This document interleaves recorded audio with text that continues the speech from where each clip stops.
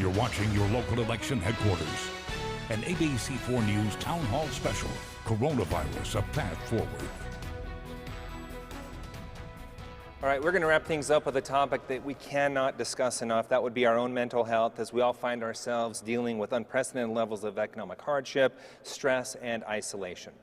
This was a problem for the state of Utah before we even got into this pandemic. We've been working on this for years.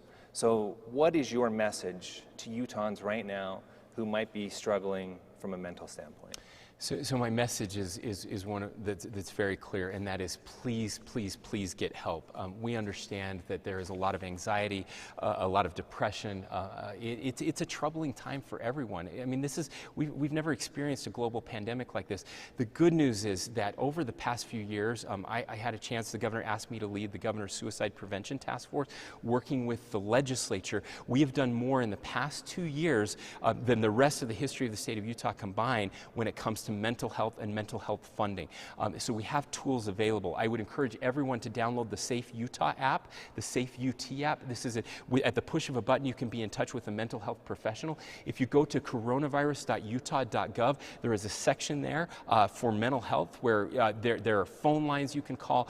There are activities that you can do. Get out, get some exercise, talk to people. There are things we need to do to improve our mental health, and we have tips there for everyone. Yeah, I've been covering several stories over the last couple of years related to this very issue. Are you afraid that getting into this situation, being isolated the way we have been, that we're going to take steps backward? I am worried about that. We are social beings. We are wired to have connection, and this virus has taken that very thing from us and made connection dangerous. And so we have to be aware. We have to look out for our own family members. We have to look out for our neighbors. We have to look out for those who are suffering and be the helping hand, refer them to help. The good news is, again, is Utah is one of the first to start reopening our economy and getting back to normal.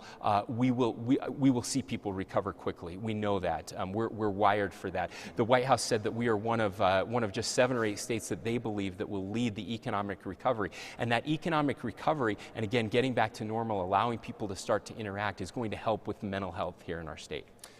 There may be people now who haven't struggled with mental health, but things like unemployment and isolation could be triggers. So how do we identify and move forward from here to try to continue to build on what we have done over the years?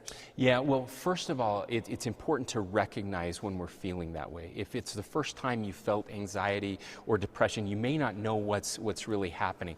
And so do a self-checkup. Ask yourself, how am I feeling today? What am I thinking? And then look out for those places to help. I can't emphasize enough the Safe Utah app that has saved literally thousands of lives here in the state of Utah. And you can do it anonymously. You can, if you think, especially men, we tend to think, oh, I'm tough, I don't need any help, I'm not broken, there's nothing wrong with me. And the truth is, we all need some help. It's just like getting the flu or getting a virus or breaking our arm. It's very normal to have these types of feelings and these types of struggles, and it's very normal to seek help. If you broke your arm, you'd go right to the doctor. When something's broken inside of us, we need to look for those opportunities to get help. We've had a half an hour, a great conversation, but we're still just scratching the surface. Where can people learn more about you? Well, you can learn more about me at votecox.com. We're looking forward to this election. We have more grassroots support than any other campaign out there, and I look forward to serving as governor, and we need your help, so don't forget to vote. Thank you so much for being here. And as you saw during this broadcast, we were getting questions from you, the community. You can do that in our upcoming events as well at abc4.com, and we will be back next week with former Utah GOP Chair Thomas Wright. Have a great night.